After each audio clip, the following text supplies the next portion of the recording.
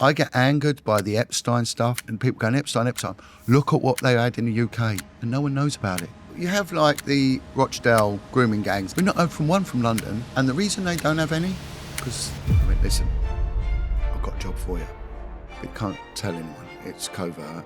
But I want you to go onto the waterways and search for people. Shit! The BBC brought out a programme called Rosie and Jim. Some of these boats would have these little rag dolls in there. What's going on there? They're my 2 rag dolls that I have on the boat. This boat was owned by a guy that was working for the government. He'd been abusing children in posh public schools for a very, very long time, and they were having parties involving young boys. A very prominent politician from Margaret Thatcher's cabinet. There's been a huge cover-up around this guy. And there was a judge involved, and there was someone high up in the BBC involved. My target was to find another 2 sex offenders within a month. Within that first month, I found 1990. When you start getting too good with this, you're in trouble. I'm telling you now, John, you need to back down now. You have no idea who you're dealing with. Because this goes right to the heart of the British establishment. I know it's annoying when creators ask you to subscribe, but since I started, the channel's grown 10 times faster. If you don't sub, YouTube probably won't show you the next episode. It's free and takes 2 seconds. Hit subscribe. Give me a little rundown of your background. Yeah, right. So I'm a retired police detective, but I also go under on the title of police whistleblower for my role in speaking out about the deliberate cover-up of child prostitution. We'll just call it what it is. You know, it's not a term that I endorse or anything like that. It's just what we call. And in doing so, I was threatened, bullied, and endured a horrific campaign to silence me by the police establishment or whatever, because it didn't want to get it out. And of course it did get out. And I started working with victims and survivors, and that's how I sort of come to prominence. But I was also a single parent of 4 kids. So my missus, if you could call it that, she buggered off when my youngest boy was 9 months old. So I was a single parent in the police, which was a hard job in itself. And then I had 4 kids to look after and keep them with me and not social services intervention, things like that. So the last thing I ever wanted to do as a police officer and then become a detective was work with child protection. I had enough dysfunctionality of kids at home, let alone dealing with it when I went into work. So I did not want to deal with it. And I actually made a conscious effort never ever to deal with child-related cases. But destiny took me that way. You know, God, destiny, whatever it is. The kids found me rather than I found the kids. And it came at a real twist. I was in the CID in central London, and it was hard work. And I had the kids at home, and luckily I've got good, tight family, and they were helping out. And a job came up, and it was one of these jobs in the police that everyone wants, and it was working on the river police. And it's a fantastic history, this. So the first ever police station in the world was built in 1798 in Wapping. Wapping Police Station was the oldest police in the world, and it was maritime policing. So that's why our legal system is based on the maritime courts. That's why you bail someone out, because you bail out a boat, you know. Oh, right. And there's all these little quirky things, that go on. So it's maritime law, really, and all they've done is that they've just rejigged it and made it fit, because maritime law is a law of commerce. Right. And policing was set up on the river to protect the commerce from the ships coming in. They were getting robbed and all that. So anyway, it's a fantastic job, and it's not really that crime-riddled. If we're saying that, it had its day, you know, under the Empire, when the Port of London Authority and the docks were coming in the 60s and 70s. And then when that went, it sort of just become dealing with pleasure crafts and various crimes related to that. What was it that got you drawn into child protection? Well, I went onto this unit because I could work 4 days on and 4 days off. So they had a shift pattern based really on the fire service. So you work 2 days, 12-hour days, 2 12-hour nights, and then got 4 days off. And I thought, brilliant. But for every applicant, there were 2,000 other applicants. So it was really tight. Anyway, I got on it. So I'm working on the river police. They taught me how to drive boats, how to tie knots and all that stuff. But they did nothing. They did sod all. They couldn't nick themselves shaving, as the saying goes, you know. Yeah. And I was bored. So luckily I worked with a really good lad. And we just started arresting people. And it caused a bit of friction because they didn't want us doing it really because it sort of screwed up their shift pattern. But because Wapping was on a tidal waterway, it's close to the port and had a special branch office there. And it was my first real intro into the intelligence services and how they work, and it's very subtle in this country. Anyway, there was a detective sergeant there who was on the intelligence side of it, and he saw me one day walking along. He bangs on the window of his office. He calls me and he said, "Come in here, sit down." He said, "What are you doing on this unit?" I went, "Well, I've got the kids at home." And he said, "I know that." He said, "But it's not for you." And I thought, "Oh, this odd, he's going to kick me off." And I went, "Well, it serves a purpose." He said, "Are you bored?" I went, "Oh, terribly bored." He went, "Listen, I've got a job for you, but you can't tell anyone. It's covert, but you'll be working for me from now on." And I went, "Well, what about my shift pattern?" He went, "You'll still go for your kids. You'll do 4 days and then 4 days off. I won't screw with it." He said, "But I want you to go onto the waterways and search for people." He said, "What's happened is that in the intelligence side of it, that it's like an octopus. They call it a hydra. Their tentacles go everywhere. So in the prison system, you've got informants will be working in there. And later in my career, I became one of these people that would recruit informants in the prison service, in the prison population. So they would put a prisoner in with another prisoner to get information. So they'd be working for the police. They'd they'd monitor all the correspondence, all the phone calls. The sex offenders register had been brought out in 1997. And that means that you had to register as a sex offender in the police jurisdiction where you reside, right, within 28 days.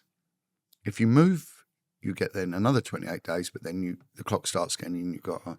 So if, say, for example, I lived in Hertfordshire and I was a pedophile and I've been released because I've been convicted of what they call a Schedule 1 sexual offence, I had 28 days to go to local police and say, "My name's John, I'm a pedo." Yeah. And what someone will do, they'll watch this video now, cut that bit I was out, thinking that as you said it. That's what they'll do. They won't. They've done that a few times with me, stuff like that. So anyway, but then on day 27, I could then move to Bedfordshire and then I could start again. Oh, I see. But then you're transient, you see. You're Sure. transient. And if you're transient, there's a good chance back then police were quite proactive that you're going to get stopped by the police. If you're in a car or you're in a van or something, it could happen. And then you're going to flag up and then you're back inside. So what they started to do, the sex offenders, they started to use the Waterway Network. So if you've got a canal boat, you can move about and not get caught. But this is a whole world. Yeah. No one knows about. No one knows about. The right? waterway sex offender. Yeah.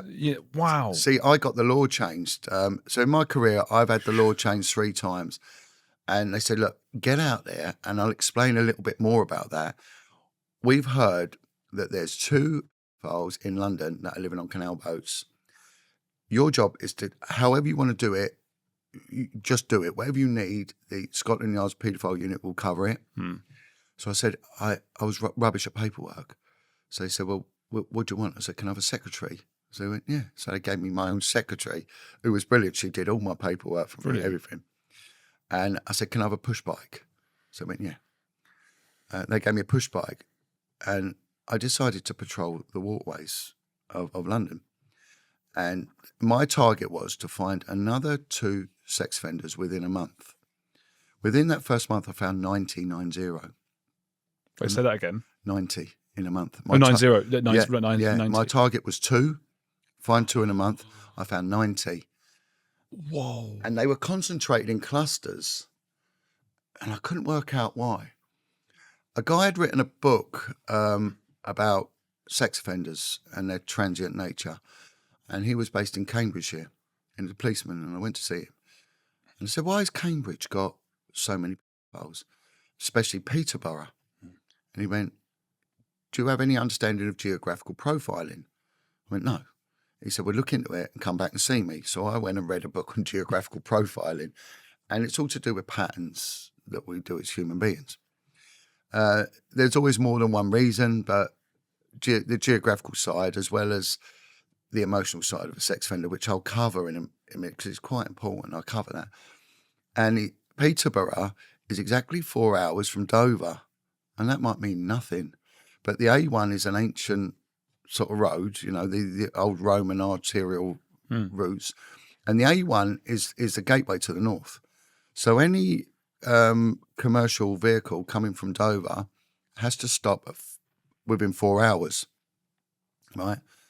And it stops usually in Peterborough because that's a 4-hour truck stop. And if there's anyone illegal getting on the lorries and things like that, they'd hide in the lorry, and when it stopped, that's when they'd get out and do a runner. So Peterborough had the most diverse criminal community in the country. Wow. From all over the world. They couldn't work out, and this guy sussed it. So I said, well, why am I getting all these sex offenders on these canal boats? And he said, get a map and just look at what you've got and look at the law. So the law states in the policing district where you reside. But London was different. London's policing is in boroughs. A sex offender in London doesn't have 28 days on the 27th day leave London. On day 27, he can move to Camden. Mm-hmm. And it starts again. Now, I think there's 27 boroughs in London. So it's 27 policing districts. And so I get this map and I lay it down, and then I look at the canals, and it was fascinating thing. I found that the borough division, it was what they call riparian. It was along waterway networks. The canals are so old that they formulated parish boundaries, which went on to become borough boundaries. So canals actually became a boundary. The River Thames is a boundary. You cross the Thames from north to south. You'll go from Westminster into Southwark, and there's the answer. But on certain junctures where you might have, like the River Lee meets the Grand Union Canal, you've got in certain places these marinas with 3 boroughs meeting. She'll have Waltham Forest, Hackney, and I don't know, there's another one, can't remember. Yeah. But they converge there, and there's a marina. So if I'm in a canal boat, which is livable, it was classed as alternative back then, a bit of a hippie type thing. They all liked a little bit of cannabis, so anyone who smoked a joint, it was quite a middle class movement as well because of that. Was it? Yeah, and there was a naivety that went with that. So anyone who smoked a joint, they sort of accepted as one of their own, you know, and it was bizarre. My friend was an undercover officer, and he said the easiest people to infiltrate are the New Age travellers because of the middle class. They are just so naive, whereas they can't infiltrate the travelling community. It's impossible. They're so tight that it's a difficult one, you know. So but this lot. So it was an alternative way of living back then, and it was a cheap way of living. So I could be on this marina on one bank now, and on my 27th day, just move my boat across, literally meters, I'm in another. At the same time, what I didn't realise was that the BBC brought out a programme called Rosie and Jim about 2 ragdolls that lived on a canal boat. It's called Rosie and Jim. It's if you Google it, it's quite synonymous, you know, with the kids of like the 90s and the 80s, this Rosie and Jim. And it was all about these 2 little dolls that lived on this canal boat, and they went up and down. So they become like a bit of the kids' culture was that canal boats are nice, they're nice people that live on there. God. And I started finding that some of these boats would have these little rag dolls in there, or it might have a Barbie doll or an action man. I'm thinking, what's going on there? And the police put me in touch with a guy. He was a profiler. And he said, yeah, they're called indicators. You've got to know about indicators. The action man will mean he's into boys. The Barbie doll mean girls. Go and get a warrant and search that boat. Shit. And I went, oh, well, I've got no evidence. He said, I've just given you the evidence. He said, there's not a judge in this country will go against you. Go and get a warrant. Anyway, went and got a warrant, searched the boat. Sure enough, bloke was far. What have you found there? But it was a sex offender. But how did you find that? Because he had this little action man doll in his window of his boat. It was based purely on that. No, but once you got in and what was the proof of that? Did he have a computer with a hard drive? No. His name revealed that he was a wanted sex offender. Oh, I see. And he'd evaded the register because he's on the canal boat. Doing the whole moving around. And then we found clusters of them. So they were. And then what you'd find also is because of this new age community that built up around this, a bit like when they had the new age travellers, but they built up on the waterways. One of the guys on there was running a babysitting service for these sort of new age crusty types, and they were letting him look after their kids while they went out raving. Idiots. Yeah, and it was, I just couldn't believe it. I was like, what? And I very quickly, in a matter of months, become what they call the SPOC, the single point of contact for anyone tracking down a sex offender on a canal. And I had such a network of informants and knowledge, because I just would cycle the canals and I would stop at every boat and I told them that, what are your crime concerns? And they'd say, we're worried about kids throwing stones.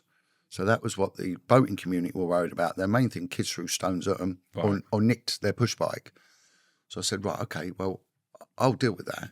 So I'd get a team of officers together and we'd go and catch these kids throwing stones and try and catch people who nick their bikes and set up a bike marking scheme. I had no interest in that at all. But in doing so, I said, right, we need a little communication between each other. So if you can give me your names and your date of birth, I'll put you on my database and I will update you. I knew that these people were pedophiles, right? But there is no legal requirement to register a boat under your name. So no one knew who these people were, right? They were totally out of society. So in catching kids throwing stones and finding bikes that had been chucked in canals, recovering it for them, I built up their trust, which I smashed in a heartbeat. Because as soon as I got their details, put it through the system, ping. Honestly, it was like lights going up everywhere. Ping, ping, ping, ping, ping. Wow. Yeah, and it got so big. And then what happened was that the information started going up higher. I started then realising that some of these sex offenders had boats that could actually cross open water, such as Dutch barges, and they were actually openly going out to places like Holland and Belgium on these boats. Others had bigger seagoing vessels, which were going out to Jersey, out to the Ascension Islands, place like that, and the Falkland Islands, and they were active paedophiles, and no one was catching them. And I started catching them, and this info was coming on from everywhere. One day I got some information about a boat that was moored in Hampton, near Hampton Palace on the Thames, on the upper reach of the Thames, outside of the Metropolitan Police's jurisdiction. So you don't get the level of policing in the counties that you do in London. The moment you cross over, and especially marine units, a lot of them don't have them. And lucky enough, we did. And this boat was owned by a guy that was working for the government. He was writing a paper that went on to become the doctrine for how to treat a child in the care system. He was an active pedophile.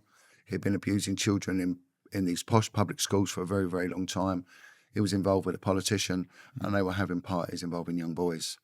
This information came in, put it on the system. Was this the first time you were aware of, okay, this is actually the elites? Because when we say public school, for the Americans listening, that's not a state school. That's a ultra private school almost. And what had happened is, I was so successful, and I don't in any way want to sound conceited, but it is what it is. I just was blessed with having. I was not your conventional copper.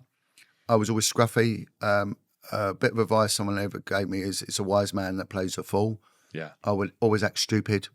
Yeah. I think that works for me as well, actually, on this fantastic, podcast. Yeah. Do you know something? I went on. I'll come back to that in a minute. I sort of do a bit like interviewing me is a bit like a Tarantino film. I'll be thinking with, right. I went on to interview specialist interview skills and things like that, and ended up teaching detectives from all around the globe, really, from the Commonwealth countries and all sorts. And I'd try and give examples of a good interviewer, and they'd come up with these ideas. Oh, this person's good, or Parkinson's good. I said, no. I said, the best interviewer I've ever seen who does it by playing the fool is Louis Theroux. Yeah. Oh, yeah. He's fantastic. Yeah. Louis Theroux, whatever people might think of him and all that, I have never seen anyone as clever at interviewing as him. Sort of faux naive. He totally lures people in. Yeah. He does, and then bang. He's like a Venus flytrap, he is. Boom. It might be natural. He might just be that way and do it. He's good. He is good. And so I said, if ever you want to take anything, watch Louis Theroux. He is fantastic how he interviews people. Again, it comes on that. I would do things like, I would turn up late, or scruffy. I was always scruffy anyway, but I'd make out I hadn't read my paperwork. Okay. So I deliberately let it slip in front of a barrister. I don't know anything about this case. I don't know what's going on. And I'd say to my mate, make it a quick interview. I just want to go home. Got a hangover, want to go home. Right. And I'd do things like I'd put a cup of tea on a ledge like that, and I'd deliberately knock it over my paperwork. And so I can't use that now. And I'll take my mate, I don't bother, we'll just do it. But I do it in the hearing and the sight of the suspect and his solicitor, and you'd see them look at each other again. But what they didn't realise is I would have spent a month meticulously studying everything. I didn't need the paperwork. I knew it off by heart, by rote. I knew it inside out, and I dedicated every moment. I've got this personality where when I love something, it gets 100%, and that's what I do. And I interviewed the Baby P case, the mother, and I did it with her. She was a psychopath. This was a baby who was abused. Yeah, and Tracy killed. Connolly, murdered. Yeah, Was Tracy Connolly the name of the baby? No, Peter Connolly was the name of the baby. Are we allowed to say that?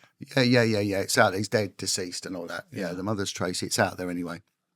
It's in the public domain.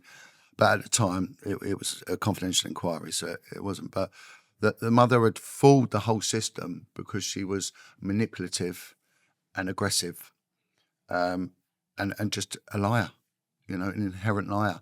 But she'd bully her way. She bullied her way through life. She was a bully. And what you got to do with an interview, if you make it adversarial from the start off, people are going to shut down, right? You have to challenge, right? Even with your victims, you have to challenge because there's questions unanswered. And if you don't answer them in the interview, they're going to be answered in court, which is going to be a very brutal environment to do it. So try and cover it all now. And there's points of clarification, but do that at the end, right? Because you don't need their friendship anymore, right? You need their friendship in order to lure them in. It's grooming, basically, really. Chatting them up, soften them up, and then you attack, right? Yeah. You challenge. And I did it with her. She came across as being the best mother, how she deals with her kid. It's done in this very sort of woke manner of naughty step and all that. This kid was harbouring horrific, life-threatening injuries. This was why the kid was still alive. And the paediatric report backed that up, and it was like the paediatric report, this kid has suffered horrific impact trauma injuries. How old was the kid? About 2 years old.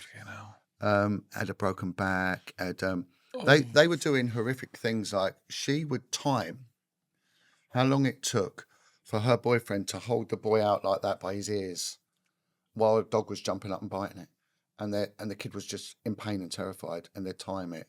Like people do this holding a car battery. Yeah. So they do it with it. This is a level of, sadistic malevolence with these people. So I went along with her being a good parent up until the point I need to challenge what she said. I then make her take ownership of what she said. So you've told me your kid got that injury because it fell over and landed on a cushion and ridiculous accounts. She took ownership and she went, yeah. And then I could bring in the challenge. And I brought in the challenge. This is nonsense. A paediatrician has said that your child has got this as a high impact injury, can juice it with a fist, boom, boom. And I went on and on and on. Straight away, that's it. Her mask has dropped and she just stood up, spat in my face. Did she? Yeah. And boom, she'd lost it. Was it quite gobby or was it? Yeah, it was that, you get some people very spiteful. They spit. Did she go? No, it wasn't that thought of it. It was a natural spit, like an attack. Call me a CUNT. And her solicitor looked in horror, and I thought, we don't need to say any more. It's done. It's done. But is that evident? But is like she flipped out? Yeah. But she didn't admit what she did. No. But flipping out is like, okay, this is someone. And I turned around and said, "That's the monster your child sees." Right. Wow. And this is how sex offenders work. They groom. It's not a monster who grooms a child. It's a nice person who grooms a child. It's a nice person. But the abuse is a monster. By then it's too late, you know. What you're saying, there's like a Jekyll and Hyde inside the They're patient, they're cunning, and they're clever. But they're not really nice. They're pretending to be nice. Yeah. It's like a guy chatting up a woman, right? Okay, yeah. I'm not saying that men who chat up women are pedophiles or anything like that. But what I'm saying is the process is the same. The algorithm is the same. He will tell her what she wants to hear. You're beautiful. You look nice. You smell nice. Okay. How come you're single and all that? He just wants to shag her. It's as simple as that. She doesn't see that. She thinks, oh, this man's... And it's the same process they'll do. And especially if a kid has come from the care system or a broken home, there is a need for nurturing, for loving. And that's how they feel it. So, but what happened with the stuff on the river was that I'd got very, very popular very quick and very good at what I was doing. And it was sort of starting to get out of hand. And I get stopped one day by a senior detective, only in experience, not in rank. One of the founder members of Scotland Yard's paedophile unit. And he said, "John, I need to talk to you." He said, "Come and have a word with me." So he takes me to one side. And he said, in any form of policing, get in this good, this quick. Well, that's it, your career, you've made it, you know. You'll go on bigger and better things. You know, the world is yours. But not with pedophilia. When you start getting too good with this, you're in trouble. He said twice we had, and he named a very prominent politician from Margaret Thatcher's cabinet. He said we had him twice for abusing young boys. Twice. It did come out in the government inquiry about this fella, but there's been a huge cover-up around this guy anyway. And we can't say who it is now. Well, I can, but... It's going to get us get sued. We can do, but I'll do it in a more subtle way a bit later. I'll go on about a few It's people. a frustrating thing, though, because there are people who abuse. There are people that everyone knows in the media who are abusers in some ways, and we all know it. But were we to say it, we'd get sued. Yeah. Don't have the means to defend ourselves. And also, it's one of the hardest things to prove. Yeah. So it's easy for people on the sidelines to say, "Why did no one say anything?" It's like, well, well, statistically, right? Let me just finish this point. While the continuity is there, he said to me, "Your name is being mentioned now in the corridors in Scotland Yard. Be very, very careful, because we got shut down with this politician twice, right? And we had him banged to rights. They'll do the same to you." Well, I put in this information about this boat, like I mentioned in Hampton earlier on about the kids being brought there. The next day, I went into work. The senior officer running my overall command on the river said, well, "You're being removed from this." It was a National Crime Squad operation. He said, "You're being removed." I was on a secondment to him. And I was told I'd be there forever because I was so good at it. And I went, "Why?" He said, "Well, we can't afford for your secondment anymore. You're needed back on the water." I went, "They don't do any work. Why am I needed back to do nothing?" I said, "That don't make sense." And he could see I was heartbroken. And he went, "I really like your son." He said, "This hasn't come from me." He said, "I've been told very high up, stop this boy doing it, shut it down." And they shut the whole thing down. Oh, my God. And I went, right. And then they said, "Look, I've been told to give you any job you want to apply for. You'll get it, right?" And they stuck me on a counter-terrorist unit. I don't care for terrorism. I'm not interested in it, right? Right. So they sent me off. I started being trained in abseiling and armed intercepts and all that. And I said, no, I don't want nothing to do with this. I want to carry on dealing with pedophiles because I realised that child abuse is so underfunded but so important, right? And I'll go on to some stats that back that up in a minute. And I want people to also understand the hidden hand that is not conspiratorial, it's very, very real. And that is the influence that Freemasonry has on proceedings, right? As much to my knowledge. So this one guy said, I hear you're leaving. Senior officer, I went, yeah. And he went, what are you going to do? I said, look, I've seen a job come out in Scotland Yard's elite vice unit. Phenomenal unit. And again, very difficult to get onto, but it's one of them, get on it. It's like one of the best jobs you can get, you know. And I luckily already had one of these jobs, and now, but I knew nothing about vice or anything like that. I was underqualified. And he went, you want that job? And I went, yeah. He went, I'll show you how this works. So in the advert that comes out in this internal publication, there's all the jobs you can apply for when they crop up. And there's certain criteria you've got to meet. I didn't meet half of the criteria under this job. So, and at the bottom is the inspector or senior officer in charge of the unit. And if you want to get in touch with them, arrange a secondment with them or whatever, you contact this guy. So he went, he's in my lodge. I didn't even know what that meant, right? I thought like a sweat lodge or something. I thought they went sauna together or something. You know? And he calls him up on the speakerphone, and the phone answer, he goes, oh, brother, it's so-and-so. Oh, how you doing, brother? He said, this job you got going. He went, yeah. He said, I want to recommend a young lad on my unit. He went, yeah, okay. Has he got experience? He went, no, unfortunately, he hasn't got the criteria. And he went, right, here. He said, have you got pen and paper? He went, yeah. And he went, right. And he then read out 20 questions with 20 answers. He went, they're the questions and they're the answers. Okay? You're putting a good word for him. That's 10% of it. That's 90%. He'll get the job. And he looks at me and goes, that's how Freemasonry works. You know, so does it work? Yes. Has it got an influence? Yes. You know? Yeah. Was it malevolent? Well, in that instance, no, it was quite beneficial towards me, you know? So I'm sure it depends on the people in the Freemasonry. Yeah, and also it's just open to corruption. I mean, and it is, and it gets abused. It's like most things. It's an ideology that works on paper, but in reality, we're humans, and it all goes belly up, doesn't it? Simple as that. Yeah. And the same with power. Power corrupts. There's no two ways about it. Power definitely corrupts. So I go onto the vice unit. So I've already witnessed corruption and cover up and the hidden hand of Freemasonry and this dark, murky underbelly of pedophilia. There was a guy many years ago was in the custody cells when I was a very, very senior constable. And he was on heroin and crack cocaine, and he was the same age as me. And I went to see him one day, and he was in for burglary. And I went, why are you doing heroin? Why don't you just do what I do and drink beer? And he went, well, if you had my life, you'd do heroin. I went, what do you mean? He said, when you take heroin, it's like being wrapped in cotton wool and slowly being taken up to heaven, right? It is the most euphoric, beautiful feeling. Any pain you got, and that includes in your heart, is gone for that moment. And then, boom, reality hits and you need it again. And hence the cycle of addiction and criminality to fund addiction. And I said, well, but why not drink beer? He went, I was brought up in a kid's home and I was raped. And I couldn't comprehend how a man could have sex with a child, let alone a boy. It was just not my reality.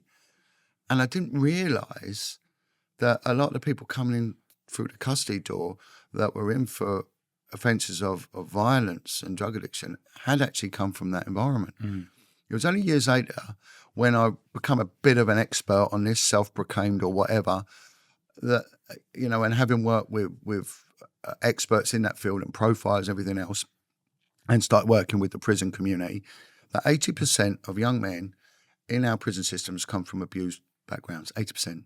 That is the impact that abuse of children has on everything. 90% of heroin addicts have come from sexual abuse. You know, and heroin is an analgesic. It is a painkiller. So that with them that little insight, I realised that in a no-brainer sort of way that if you solve child abuse, you sort of make society a better place.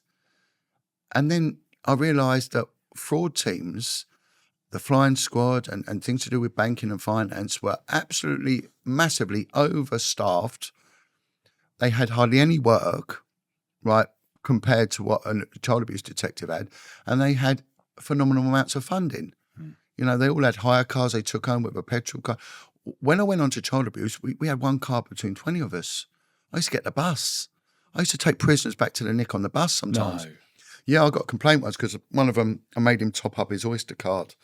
He didn't have enough to get himself back to the police station so I could lock him up. Wow. And it was mainly staffed by women on maternity leave or going on it or coming off it. Wow. And it was women. And it was just, and they were dealing with the most horrific crimes. So I end up on the Vice unit and I start dealing with street prostitutes, right? Everyone was a heroin and crack addict and everyone had come from the care system and everyone had been sexually abused. Everyone. I'm not on about brothels. The prostitutes in brothels are a different breed. Theirs is purely selfish economic reasons that they do it.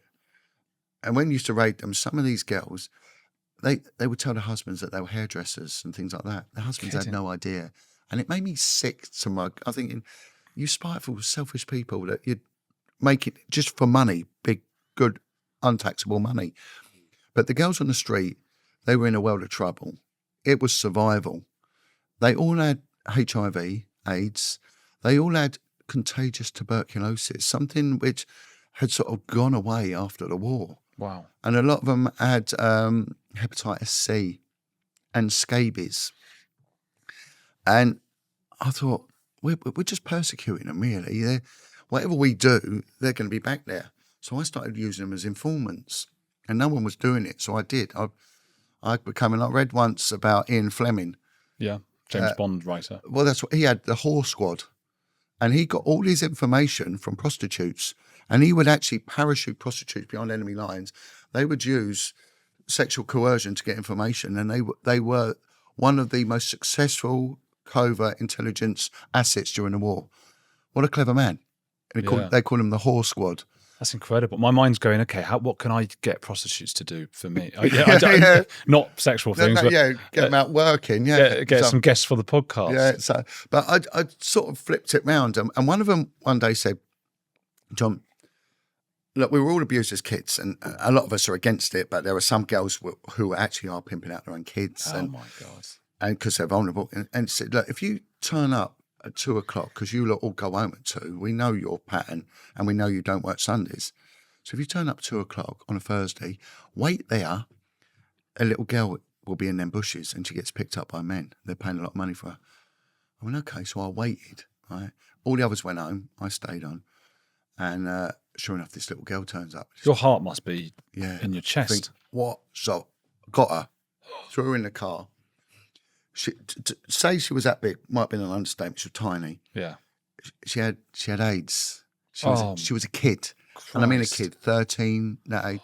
She had scabs. She was using heroin, and she was selling herself.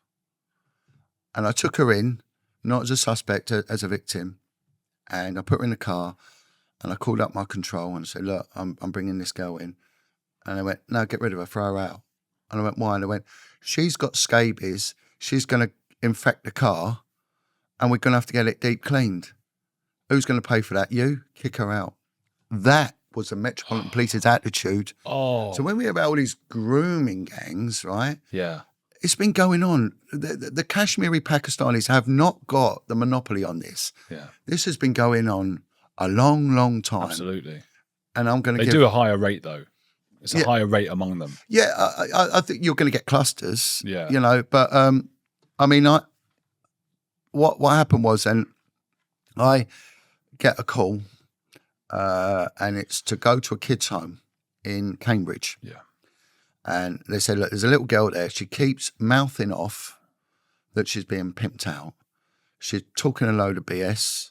Go and shut her up. That was my briefing. So I go to this kids' home in Cambridge. Mm. And when I go up there, there's this girl, and she's tiny. She's going to be small anyway, this girl. She'll never be big, but she was tiny. And I couldn't believe it, but she was a bit angry, a bit anti-police. And she just, to be honest, she wasn't really pleasant. And she said, I'm not a liar. They said I'm a liar. I'm not. She said, the police know it. And it was a prostitute that was pimping these girls out. And then she said, the police have stopped us together. And the prostitute, all she does, she lets a few of the coppers touch her up, and they've let her go. And on one occasion, when the police saw me on the street, this prostitute comes out, right, because she's the guardian of this girl, and then she flashes her knickers and lets one of the patrol officers put his hands down her knickers. I went, what? She went, yeah. She said, but they went, and then she puts me on the street, men pick me up, but also she takes me to hotels, and then she passes me around a crack house, and then I go really late at night to Mayfair, to these posh Arab restaurants, and she gets £2,000 for me and leaves me there till the morning. And I went, what? She went, yeah, and she gives me crack, and it keeps me awake. She said, I'm on a crack. She said, I keep running away because I want the crack. So I run away from here. I escape at every opportunity, get back on the crack, go to the crack house, let the men do what they want with me. Again, she was 13, 14 years old. She said, it's not just me, there's others. I said, can you give me the name? She went, yeah, look, speak to my mate. So I went and saw her mate who was smaller than her. Her mate, she looked like one of them little possums, big eyes like that, mixed race girl. And she just looked like a little kid, but she was. And she went, yeah, this is what happens to me, but I get passed around. But there's my friend, she's doing it as well. And all of a sudden, it was like, you have like the Rochdale grooming gangs. They made that documentary, 3 Girls. Yeah, Maggie Oliver. 3 Girls. I found 10 kids in 10 minutes once. I found 52 kids in 3 days. London. When do we ever hear of one solitary case of grooming? We hear Luton, Reading, Basingstoke, Bradford, Rochdale, Carlisle. I can name them all. Provincial towns with small populations. The only unifying thing with them is these so-called Muslim grooming gangs, right? There were gangs white gangs in Exeter, I think I was hearing about. Yeah. And I turned around and said, we're not heard from one from London. London is the most diverse city in the world. There is no city compares in diversity. It's the 3rd most densely populated city in Europe, in the Western world. By statistics, we should at least have one. And the reason they don't have any, because they don't employ anyone to look at it. Policing on prostitution, child prostitution, again, I'm not endorsing this tag it's got. I'm just saying it is. You've got to use some words. It is what it is, yeah. Do you know what I mean? We shouldn't hang up on semantics. What you're saying is some people might say child prostitution would imply that the children they have a choice. But I don't think it does. No, I think it's clear the prostitution comes from above and they're forced into. Of course, The intelligent will work it out. But anyway, but it will never present itself, right? You have to proactively look for it, right? So with this case, we had about 3 dozen young kids very quickly, and they all said one thing. They said, look, the prostitute that was running them, the police knew about them, and I found some archive files that showed that they knew that she was involved in this 15 years ago and predating on kids from the care system, right, because there's no one looking out for them. On top of that, right, she had connections with the police, and on top of that, there was a police officer that was involved, a police officer that was actually working with her and dropping kids off, sometimes to parliamentary addresses, right? That was silenced and hushed up, and that officer was allowed to retire, right, without incident. And there was a judge involved, and there was someone high up in the BBC involved. Really? So I put this intelligence report together saying, look, this is what's going on. There was 2 of us working on it, 2 of us, right? We wasn't even dedicated. We were in our hearts, but officially we weren't a dedicated unit to deal with it. We were on the point of mental breakdowns, both of us, drinking heavily and not sleeping, and we were really a wreck. But we were we spent probably the 2 years we was on it, most of it living on the street. We actually lived on the street, me and this female partner of us, because that's where we were getting the kids from. We were trawling the streets, finding them. Bang, bang. And anyway, so I put this report in. The next day, it gets deleted. So the next day I put the report on again, and it gets on the system, and I get a unique log reference. Within minutes, I'm called up to the big house, up to Scotland Yard. I'm met there by someone who went on to become the UK's most senior police officer. I'll leave it at that. He has been named in a civil inquiry, but I'm not going to do it for the purpose of this. Hopefully it will come out. And he turned around and said, what the effing hell have you done? This is going to screw us past, present and future. This cannot and will not get out. I said, but you knew about it. He said, of course. He said, but it ain't getting out. He said, if you mention a word of this, you will lose your home, your job and your children. You say nothing, you will be thrown to the wolves. You are screwed. You won't be able to go anywhere doing it. He said, I'm telling you now, John, you need to back down now. You have no idea who you're dealing with, right? And I didn't know what or who I was dealing with, but I was frightened. I was really, really frightened. And he said, we're cut, and it shut down. So second time, within a very short period of time, shut down. All to do with children and paedophilia. No other criminality, children, paedophilia, bang, you all hit. Who were you dealing with? You said no idea who you were dealing with. At the time, no. Do you know now? Yeah. In a demographic, I know, right? And I'll explain that in 2 secs. When you get a child and you sexually abuse them, right? There's 3 parts to us as a person. We've got the physical self, the intellectual self, and the emotional self. So if you class it like as a snowman with 3 balls of snow, if you sexually abuse a child and harm a child in that way at a young age, physically, will it affect them? Apart from the obvious that a child's body is not in any way sexually engineered for a grown man, for example. Yeah. And it will cause some horrific things, which I'd like to mention shortly in its context, what it will do and why it causes problems in society. And it is quite a valid point that I'll put across in a minute. But I want to keep this in the context of the time being, right? But physically, people can go on to be incredibly, achieve well physically. So you get a lot of people join these elite regiments that have come from kids' homes. So the BBC put out a documentary about the SAS.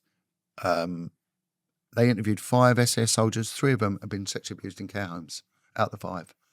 Wow, what percentage for a small demographic, you know? Because there's a need to, I've been hurt, you'll never hurt me like I've been hurt. Okay. You know? Yeah. Empower yourself, physically empower yourself. There's a lot of boxers, MMA fighters that have come from serious child abuse. Whenever Ricky Hatton he died this morning. Yeah. At the time of recording, I don't know when this will go out. It might have been a few weeks ago, but he just died. Yeah, and I know he had mental health issues. I have no idea what happened, but I don't think we know yet, do we? But he had all sorts going on. The podcasting is becoming like quite an industry now. Mm-hmm. And the main sort of appetite is gangsters, and gangsters. Listen to any gangster giving a story of their life. All been abused. Honestly, I went on to Terry Stone's thing. I said, Terry, because that's his main genre, criminal connections and all this. And I said, I'm going to tell you now, I won't be proved wrong. Most of the people you deal with would have come from the care system. And anger is trauma. Anger is trauma. Simple as that. You get an angry person, they're traumatised. And my mate Liam Tufts, do you know him? I know of him. I don't know him. Well, he had a horrible childhood in that respect as well. You'll see the same.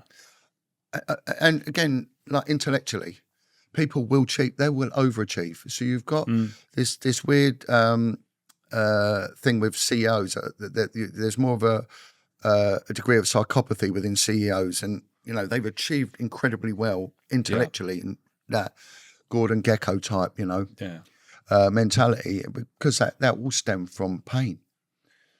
So you can do well as a byproduct of abuse. But the one thing you'll never put right, unless you get proper therapy, is your emotions. That emotional clock stops the moment you're abused, stops. So we need the emotional self to reason, right? And when you get unreasonable people, they've been abused. So, for example, road rage, right? A car cuts you up. Big deal. Life goes on. But some people, we've all seen that video. Oh, Ronny Pickering. Have you seen? Well, where's his anger come from? Who are you? Well, Ronny Pickering. You know, but I don't know Ronny Pickering. I've no need to want to even know who he is. But looking at him, don't tell him that. Yeah, he'll come down to the studio. Ronny, get some emotional therapy because you're an unreasonable man. Yeah. And I know from my experience where that unreasonability comes from. So that they have an inability to reason, and they're broken. And so everything they deal with will be with the emotional intelligence of that 4-year-old broken child. And you see it a lot on these podcasts when people are interviewed, and you see them angry and they're trying to dominate, and it's I hate you. You see it come out. It's a childishness coming out of someone. And that was part of my game for years when I was doing the interview, and we had to assess people, and we'd look for faults in their emotional state. I'd look at people's value system. What do people value? Well, an emotionally broken person will value childish things. She'll get a grown man, might like having threesomes on a Learjet, drinking champagne, as a grown man. Well, for me, there's quite a well-known individual that sort of quotes that. That's his idea of an ideal day out. It might come to you in a minute who I'm on about. Yeah. And Russell Brand or something. He's a very damaged man. You can tell he's damaged, and there will be, everything's on the sexual with him. But I'm on about Andrew Tate. Andrew Tate's, again, I don't know the guy, and not in any way denigrating him, but what I'm going by is how he presents himself with his value system. It's a wet dream of a young teenage adolescent man. So for me, I'd pretty much say if I was interviewing him, that would be a way in. There seems to be a bit of a hatred of women now. Maybe his mother hasn't protected him. Something might have happened when he was younger. Yeah. There's a need to, again, physically dominate the scene, which he's done. Intellectually, he's on top of his game. That is a very intelligent guy. But emotionally, he's not all there. No. And again, I'm just going on what I see. I don't know him, and I'm not denigrating him. I don't know whether he knows me. He might not even see my stuff. But what I'm saying is, emotionally, there's something very seriously wrong there. Same with Russell Brand. Russell Brand is his trip to Christianity I find very questionable. I think it's an insurance policy more than anything else. Yeah. And that's not a man who sort of really is living a Christian life.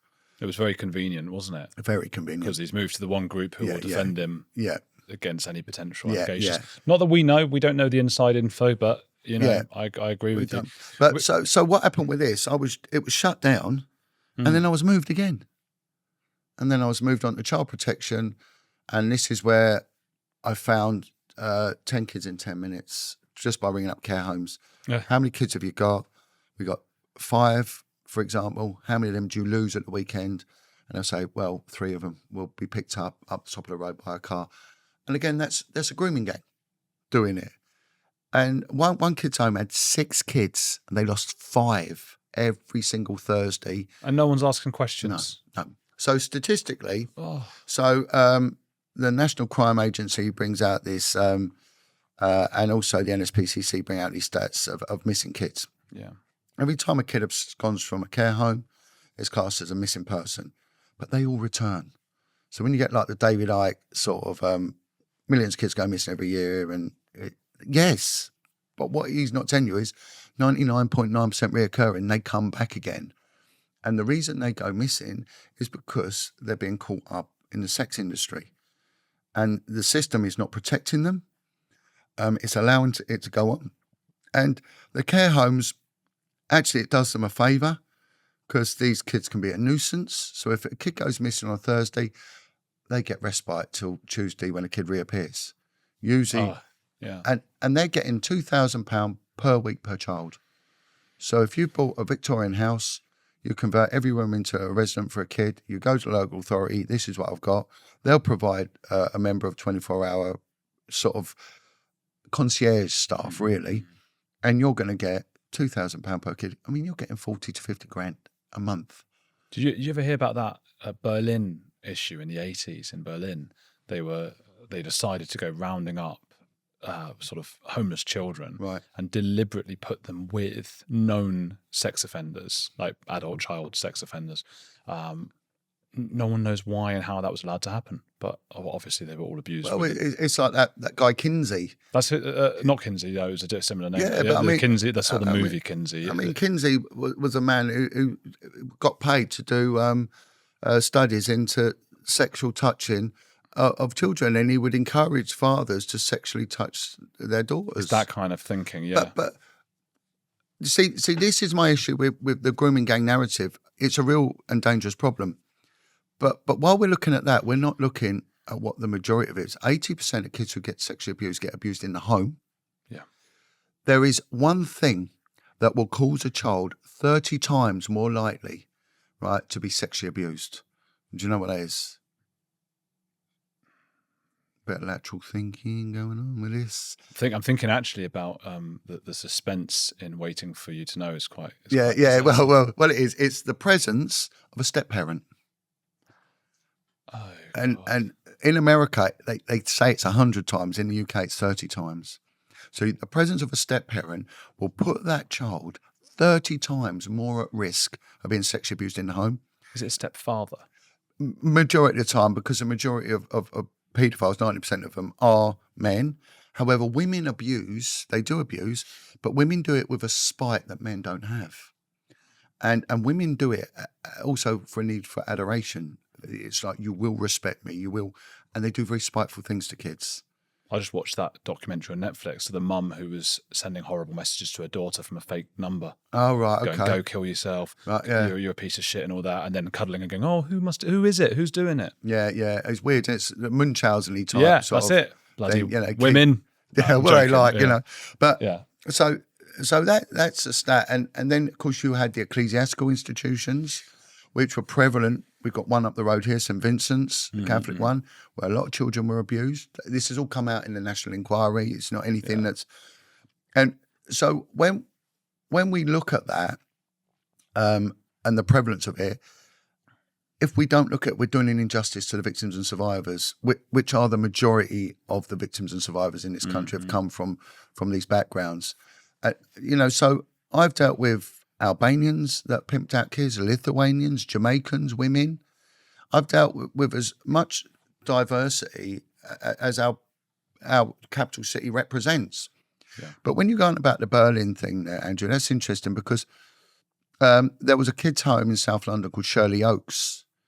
Shirley Oaks at one time had 19 known and convicted paedophiles working there as residential carers. 19. Incredible. So we've had it in this country. Epstein list, we've had this. We've had the Epstein list with the Elm Guest House. Mm-hmm. We've had it with Dolphin Square. Yeah. There was a guy called Nicolas... French-sounding place in Haute de la Garenne, yeah.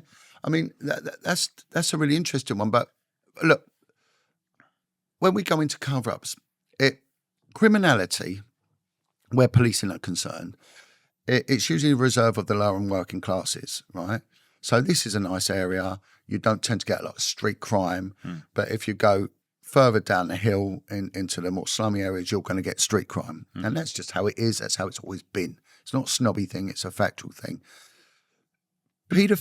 Sex crime is different, right? Because we're dealing with the emotionally broken self, right? And pedophilia is like a hot knife through the whole demographics of society. When we go on about, say, like wokeness and left-wing politics and inclusivity and all that, well, the group that's far above and beyond that have been pedophiles, right? They're not heterosexual.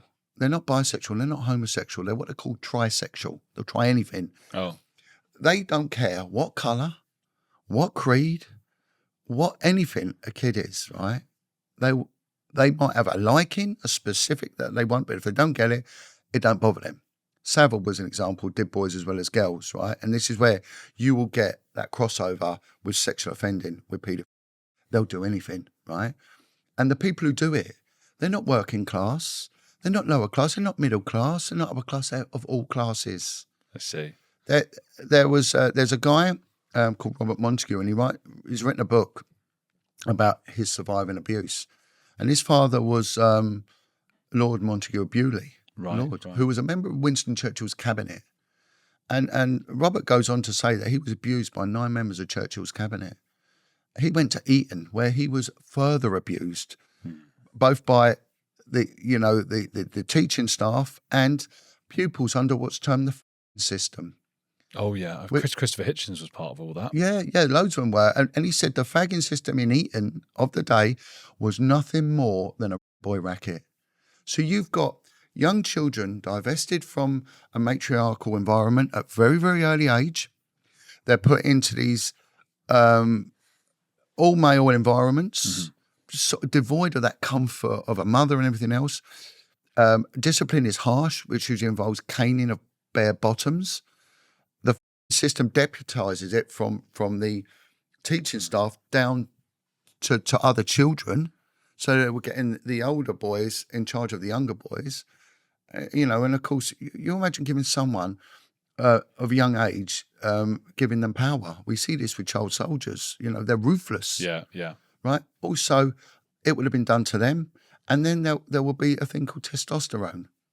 And young boys, really from the ages of about 12 to 30, all they do is masturbate. If you give anyone of that age, that's what they do. That's just how it is. It's, when I give this presentation to women, they're like, my son's that age, Well, they do that. That's all they do, because it's called testosterone. So they are then sexually abusing these boys, and they in turn go on to do it to others. We're going to have to, I'm just concerned about time. We're going to have to get you on again because there's so much, isn't there? We can go so much further. But I just want to get onto, because, you were saying, how far does this go? You don't know who you're dealing with. Yeah. And, I'm going to explain. So I was kicked, again, I held a meeting with social services and all these interested NGO parties about the grooming gangs within the children's homes, right? And mainly in the London Borough of Haringey. This comes out in the newspapers actually this week, and just saying that the police knew about it. It's like with Sadiq Khan claiming that there are no grooming gangs in London. Well, if you don't police it properly, there ain't any. It's simple as that, right? I had a senior member of one of the leading children's charities who's in charge of safeguarding told me that I was to stop looking into it. Otherwise, she'd report me to my seniors. I'm not to look into it. It got shut down. We found 52 children in 3 days. Shut down. Right? That was it. I'll give you an example of how bad this goes. One kid was 13 years old. He was in the late stages of AIDS. He was so sick from AIDS, from being anally raped. He was still being picked up from the kids' home and taken to clients. But he couldn't walk, so he was being carried into a car to be taken off to be anally raped.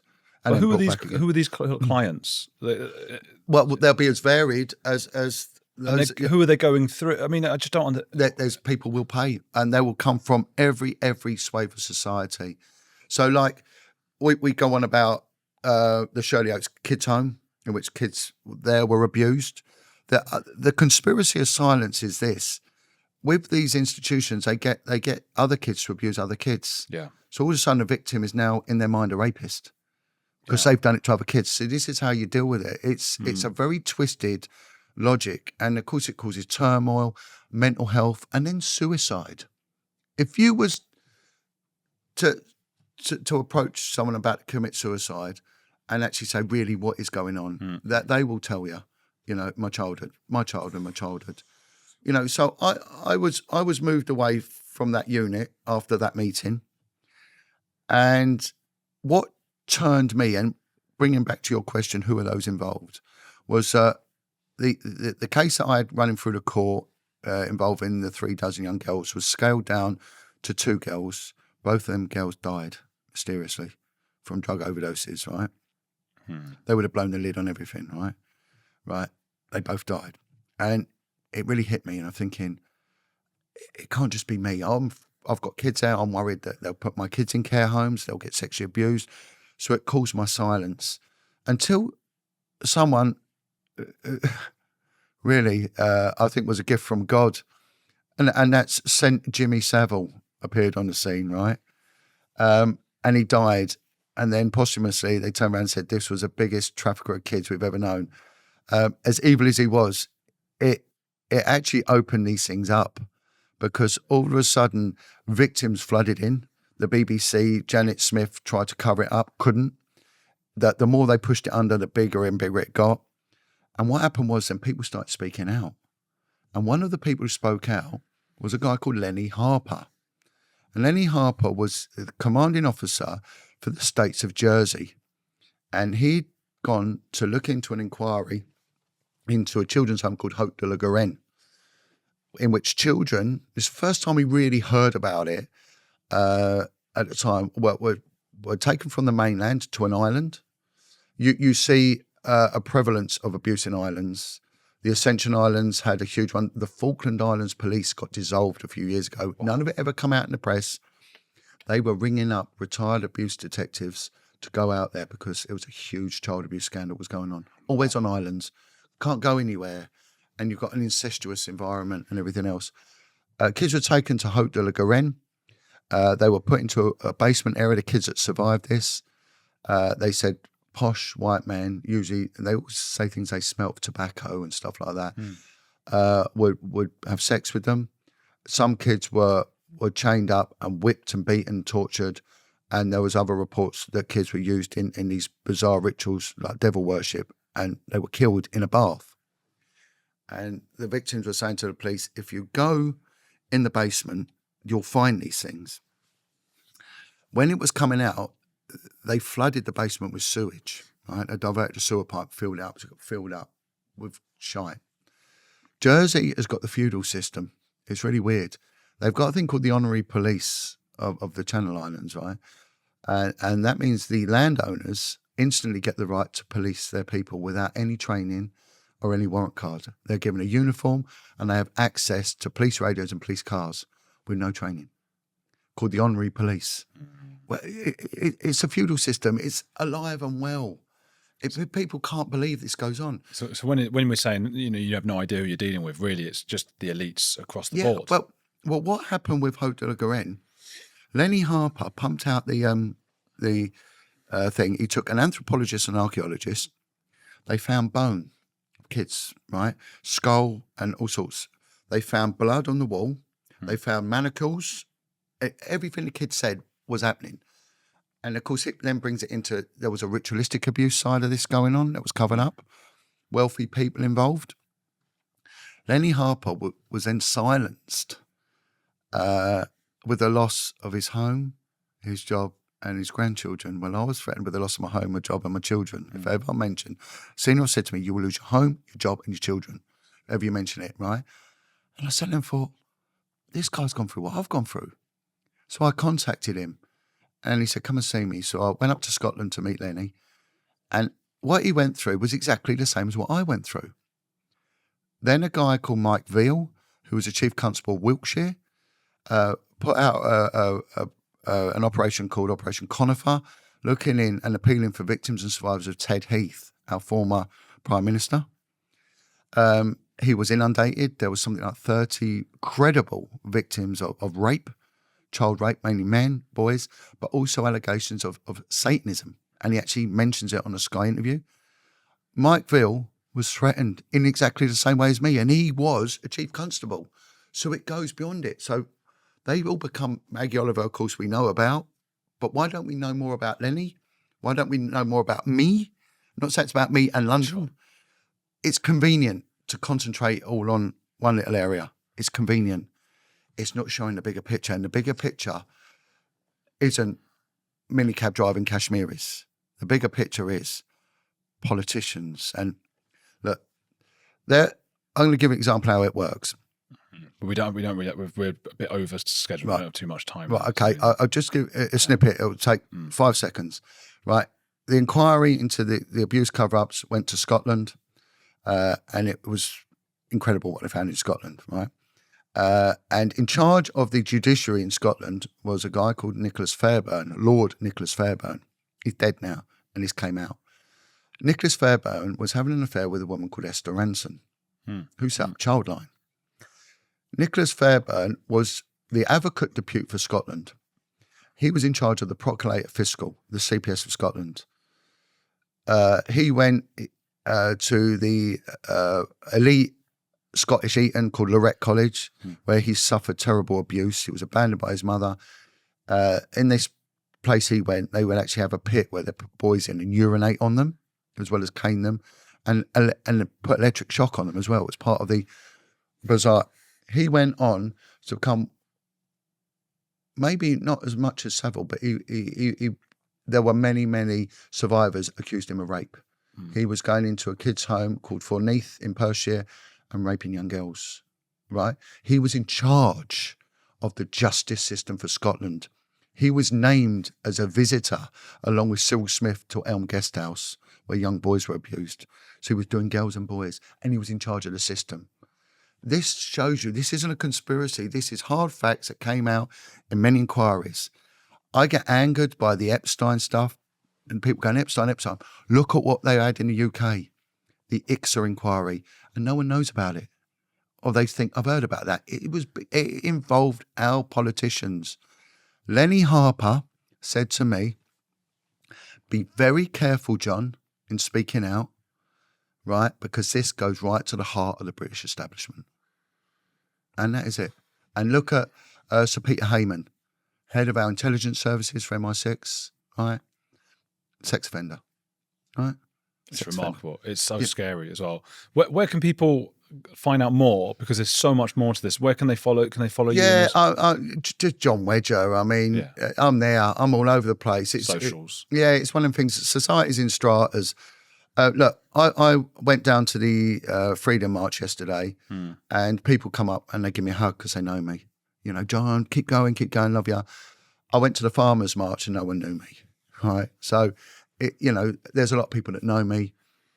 I'm really sort of like the Poundland version of Maggie Oliver, I think, But but we need the London grooming thing to come out, and Sadiq Khan is deliberately suppressing it by not employing people to look into it. Who's a heretic you admire? Heretic, right? I would say when we look at heresy, probably Jesus, the ultimate, really.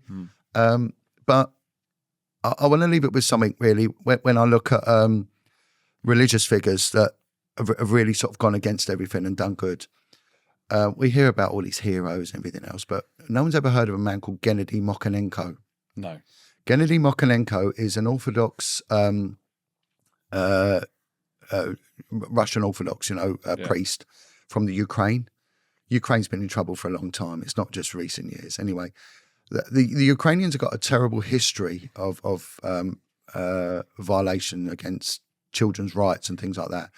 They shut down all their kids' homes in Kiev, shut them all down. And the kids were just left on their own. So they went to live in sewers and they started getting sexually abused. And also the Ukraine is a passage route for heroin, for the opiates. It's on that Balkan route and there's a big market for it in the Ukraine as well. So there's a lot of heroin. So there was a lot of kids with AIDS that were involved in prostitution and were addicted and were living in sewers in the Ukraine. Gennady Mokhanenko was a former boxer, former soldier, and he'd become an Orthodox priest. He is probably the hardest man on the planet, and the church was doing nothing. So we're talking about heresy here, maybe. He said, no, this isn't what God wants. God wants soldiers.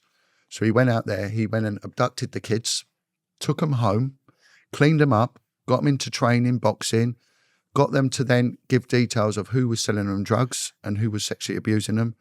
And he went out on his own in his van, found the drug dealers, beat them up, took them to the police station and did a citizen's arrest. Wow. And as it went on, the victims and survivors that stayed with him, they become his militia. So he ended up with this militia going around ridding the streets of Kiev of child pimps, prostitutes. No one's ever heard of him. This guy is a hero. There's a documentary called Almost Holy. Watch it. When I watched it, I ended up with PTSD because of what I went through. When I watched that, he was a major part of my recovery because he gave me hope. So when we look at people standing up in the religious genre, leading from the front, the police's adage was, follow me, I'm right behind you. This guy, he was leading from the front, Orthodox priest, and my hero. And he is the ultimate heretic, I think, in my beautiful heroism. And he's here, so... Well, There you go. Great Heretic. Sorry for eating up your time. No, you've been brilliant, absolutely wonderful. And we're going to have to get you back on because we do these in these time limits, but we're going to get you back on. People, please go and follow Jon Wedger, Twitter, socials. We'll put all the links down below. What a fascinating man. There's so much more to know about this. And think of the lives he saved as well. Unbelievable. Please hit the likes. Tell me what you think down below and keep watching this channel.